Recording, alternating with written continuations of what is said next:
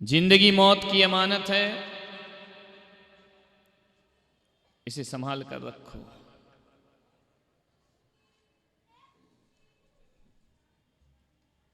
जो भी जीवन मिला है वो हमेशा के लिए नहीं होता है।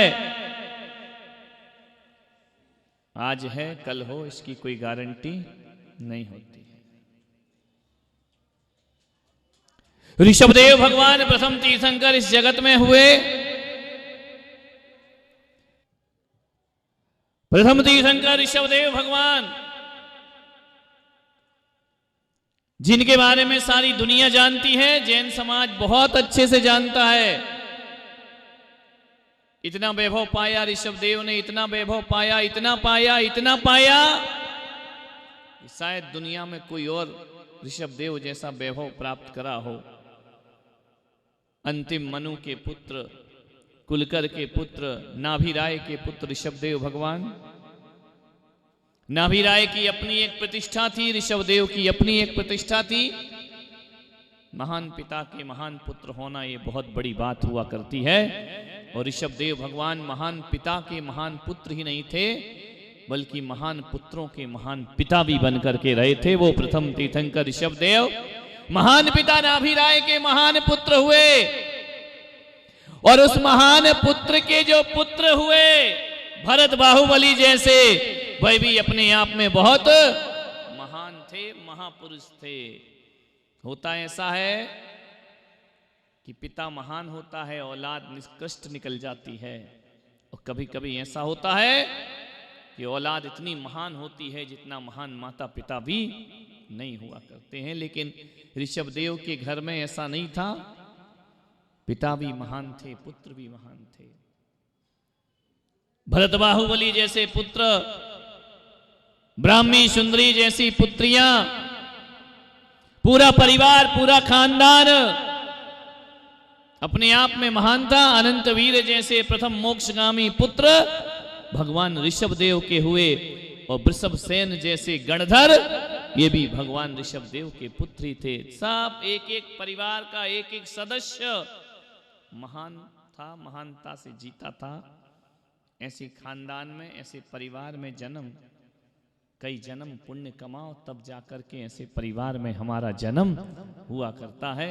ऐसे कुल में जन्म लेना बड़े सौभाग्य की बात होती है। मानिए बात। ऋषभदेव ने सारा वैभव पाकर के नीलांजना की मृत्यु को देखा। तो एक बात ध्यान रखना, स्मरण में रखना, भगवान ऋषभदेव ने बड़े बड़े शास्त्र पढ़े हो या ना पढ़े हो, तीर्थंकर पर्याय में तो कोई भी तीर्थंकर शास्त्र नहीं पढ़ा करता है। उनका अवधि ज्ञान होता है, उन्हें शास्त्र पढ़ने की कोई जरूरत नहीं हुआ करती है।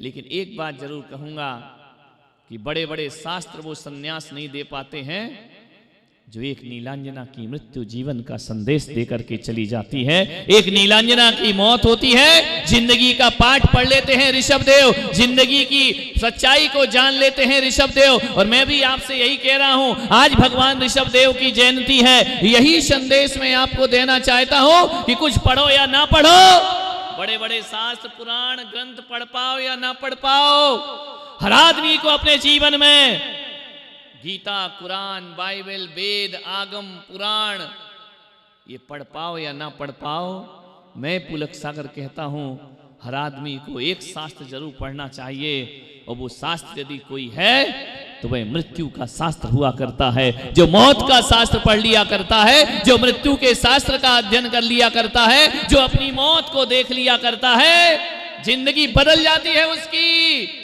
जीवन की कहानी पढ़ने से जिंदगी नहीं बदला करती है, मौत की कहानी पढ़ लो, जिंदगी अपने आप बदल जाया करती है। आने वाले दुनिया में एक दिन तुझे सब कुछ छोड़कर जाना है। विचार करिए, आए हो सब छोड़ करके चले जाओगे। जीने के साथ साथ जाना भी है, इस बात का ख्याल रखना। कुछ मिले या ना मिले, पढ़ लिख के डॉक्टर बन पाओ या ना बन पाओ, इंजीनियर बन पाओ या ना बन पाओ, सीए कर पाओ या ना कर पाओ, एमबीए कर पाओ या ना कर पाओ, एक बात याद रखना, दुनिया में आए हो, धन दौलत कमा सको या ना कमा सको, बहुत बड़े धनपति बनो या ना बनो, दुनिया में आए हो, दुनिया का हर चीज तुम्हें मिले या ना मिले, लेकिन एक बात याद रखना मेरी, कुछ मिले या ना मिले दुनिया में, आदमी को मृत्यु जरूर मिला करती है, मौत जरूर मिला करती है। मौत से मुकाबला आदमी का जरूर होता है, आज नहीं तो कल, आज उसकी बारी है, कल हमारी बारी। जाएंगे सब तेरे जैसे लाखों आए, लाखों इस माटी ने खाए, रहा न नाम निशान रे बंदे, झूठी तेरी शान रे, मत कर तू अभिमान, मत कर तू अभिमान रे बंदे, झूठी तेरी शान रे, मत कर तू अभिमान। हजारों आते हैं दुनिया में और ये हजारों चले जाते हैं, कब किसका नंबर आ जाए कोई कुछ कह नहीं सकता। हजारों रूप है मौत के, हजारों आवाज है मौत की, कहां से कब आवाज दे दे कोई कुछ नहीं कह सकता है। कभी कभी अस्पताल में भी मृत्यु बुला लेती है, कभी कभी बारात में भी मृत्यु बुला लिया करती है। मौत ये नहीं देखती है कि तुम कहां हो और कैसे हो, मौत का काम तो आना और ले जाना है। एक कबूतर था, झरोके पर बैठा था महल के सामने, दो कबूतर बैठे हुए थे झरोके पर, दोनों बड़े गुटर गूं कर रहे थे। एक महल के सामने कबूतर था। यमराज आ गए उस दिन वहां। यमराज ने कबूतर की तरफ देखा, मुस्कुराए, आगे बढ़ गए। कबूतर तो घबरा गया, पसीने से तरबतर हो गया। वह समझ गया कि यमराज ने देखकर मुझे मुस्कुरा दिया है, यमराज देखकर मुझे हंस रहे हैं, जरूर कुछ गड़बड़ी होने वाली है। उसने दूसरे कबूतर से पूछा कि ये यमराज मुझे देख करके मुस्कुराया क्यों? उसने कहा एक काम कर, यदि तुझे देख करके यमराज ने मुस्कुराया है ना, तो तू झरोके से दूर उड़ जा, इतना दूर उड़ जा, इतना दूर उड़ जा, इतना दूर उड़ जा कि मौत को तुझे ढूंढने में बरसों लग जाएं, उतने दिन तो तू जिंदा रह सकता है।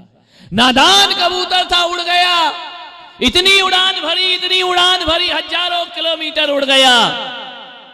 यमराज महल से वापस लौटे, झरोके पर देखा कबूतर गायब, फिर मुस्कुरा दिए। दूसरे कबूतर ने पूछा कि यमराज जरा ये बताओ, जब आप महल के अंदर गए तब भी मुस्कुराए और लौट करके बाहर आए तब भी मुस्कुराए, बताइए आपके मुस्कुराने का कारण क्या है? यमराज ने कहा तू नहीं समझा, जब मैं यहां से गया था तो तेरे पास एक कबूतर और बैठा था, मैं उसे देखकर मुझे हंसी आई कि ऐ नादान गुटरगू कर रहा है, अरे आज का ही मेहमान है, आज तो तुझे मेरे साथ चलना है, तेरी जिंदगी का समय खत्म हो चुका है, अब तेरी जीवन लीला समाप्त हो चुकी है।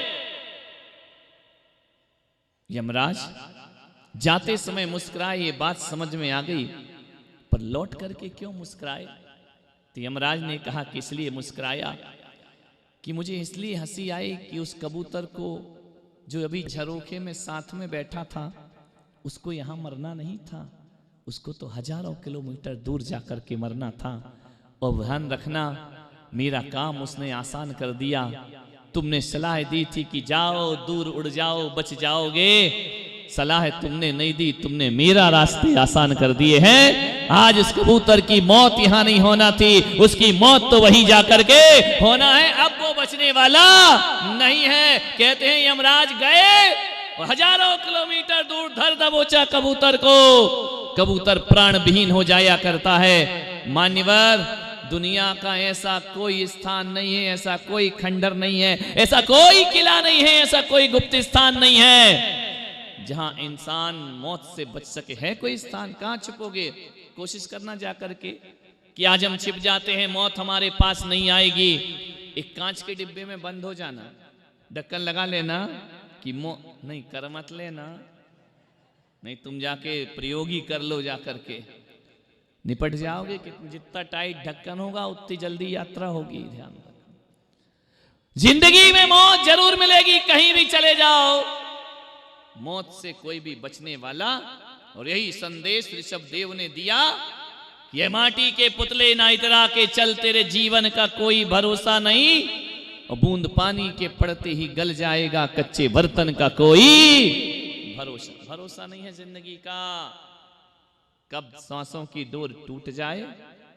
मैं तो आपसे कहता हूं, मौत आए, ऋषभ देव ने जो किया वो हमें करना चाहिए। मौत आए उससे पहले मोक्ष की यात्रा कर लेना चाहिए, और ये शरीर चिता जले हमारी, उससे पहले चेतना को जागृत कर लेना चाहिए। वो ये शरीर शमशान में जाए उससे पहले निर्वाण की यात्रा पर आदमी को निकल जाना चाहिए। और अस्थियां बिखरे उससे पहले अपनी आस्थाओं को बटोर लेना चाहिए, तो हमारा जीवन सार्थक और सफल हो जाया करता है। आदमी जी रहा है, ऐसे जी रहा है, कब किसी की मृत्यु होती है आदमी ये सोचता है आज बेचारा चल बसा, ऐसे सोच रहा है जैसे तेरा नंबर आने वाला नहीं। नंबर सबके आएंगे, बचेगा कोई। अपनी अपनी फिक्रों में जो भी है वो उलझा है, और जिंदगी हकीकत में क्या है कौन समझा है। ध्यान रखना, जिंदगी को समझने का प्रयास करिए। मान्य बात, सोचना है, कुछ भी साथ जाने वाला नहीं है, जो है सब यही छूट जाएगा। आज हम आदिनाथ मंदिर में आए हैं, अभिषेक कर रहे हैं, पूजा कर रहे हैं, पाठ कर रहे हैं, भगवान की जन्म जयंती मना रहे हैं। मैं पुलक सागर कहता हूं, जन्म जयंती मनाओ, मनाना चाहिए, ये पुण्य का काम है, ये स्वर्ग और मोक्ष के रास्ते हुआ करते हैं। लेकिन आदमी को 24 घंटे में एक बार, 12 घंटे में एक बार, कुछ करे या ना करे, सामायिक करे या ना करे, माला फेरे या ना फेरे, आदमी को दिन भर में एक बार किसी जलती हुई चिता को जाकर के जरूर देखना चाहिए। ध्यान रखना, जो परिवर्तन मंदिरों से नहीं होता, वो परिवर्तन जीवन में जलती हुई चिताओं को देख करके हो जाता है। वह जलती हुई चिताएं जिंदगी का एहसास कराती हैं, जलती हुई चिताएं तुम्हें विश्वास दिलाती हैं कि जोड़ कर रख ले चाहे कितने भी हीरे मोती, मगर ये याद रखना कफन में जेब नहीं हो। कितने अरमान लेकर के जिया करते हो मान्यवर, कितने भी अरमान सजा लो, मौत सब बिखेर दिया करती है। आपसे निवेदन है, एक आदमी ने दूसरे आदमी के कान में कहा कि यार ऐसी कोई बात मेरे कान में बोल दे कि मेरे पैर जमीन पे ना रहे, इतना खुश हो जाऊं मैं। ऐसी बात मेरे कान में बोल दे कि मेरे पैर जमीन पर ना रहे। आदमी भी बांसवाड़ा का था, उसने कह दिया फांसी लगा ले। समझ गए क्या? एक ही बात बोलूंगा, तेरे पैर फिर जमीन पर। जिंदगी बहुत नादान है मेरे भाई, आपसे निवेदन, मेरा मेरा मत करो। मेरा मकान, मेरा घर, मेरे बच्चे, मेरा परिवार, मेरी लड़की, मेरा दमाद, मेरी बहू, मेरा बेटा, ज्यादा मैं मत करो। बकरी जो मैं करे अपनी खाल खिंचाए, और मैना जो मैं ना कहे दूध भात नित खाए। ध्यान रखना, मैं मत करो ज्यादा। मेरा मेरा मेरा क्या है तुम्हारा? कुछ है तुम्हारा इस दुनिया में? अभी तो बड़े सिर हिला रहे कि नहीं है महाराज कुछ भी हमारा, और अभी मांग ले तो कहोगे नहीं महाराज ये सब कुछ हमारा है। नहीं, सब कुछ तुम्हारा वहां तक भी ठीक है, मेरा तो मेरा है ही, पड़ोसी का जो है वो भी उसी फिराक में तो रहते, पड़ोस वाला भी मेरा हो जाए। मेरा तो मेरा है ही, पड़ोसी का है वह भी मेरा है। ध्यान रखना, कितना मेरा मेरा मेरा मेरा करता है आदमी, विचार करिए। एक बात याद रखना, क्या है हमारा सोचना एक बार, कुछ भी हमारा नहीं है और कुछ भी साथ नहीं जाएगा। लोग कहते हैं कि आदमी जब दुनिया में आता है तो खाली हाथ आता है और खाली हाथ जाता है, जब आता है तो कुछ भी लेकर नहीं आता और जाता है तो कुछ भी लेकर। मैं पुलक सागर ऐसा नहीं मानता हूं, मैं तो इतना कहता हूं कि आदमी जब धरती पर आता है, कुछ लेकर आए या ना आए, अपना शरीर लेकर के आदमी इस धरती पर जरूर आता है, लेकिन जब आदमी जाता है ना, तो शरीर को भी यहीं छोड़ करके अकेला विदा हो जाए। आए थे तो शरीर लेकर तो आए थे, हाथ पैर लेकर तो आए थे, ये बॉडी लेकर के तो आए थे, लेकिन जब आदमी जाता है इस शरीर को भी यहीं छोड़ करके चला जाता है। उसके बाद भी आदमी का मेरापन नहीं टूटा करता है, उसके बाद भी आदमी मेरा मेरा करता है। एक बात याद रखना, मेरा बेटा तुम्हारा बेटा है। आई एम जैन, कौन बेटा अपना? कोई नहीं, सब घोटाला है। मेरा बेटा, मेरी बेटी, कहां का बेटा? बेटा बहू की अमानत है, ध्यान रखना। किसकी अमानत है? जब तक बहू नहीं आई तब तक बेटा तुम्हारा है, और जिस दिन बहू आई बेटा किसका हो गया? बहू का। तुम्हारी तो छुट्टी, ध्यान रखना।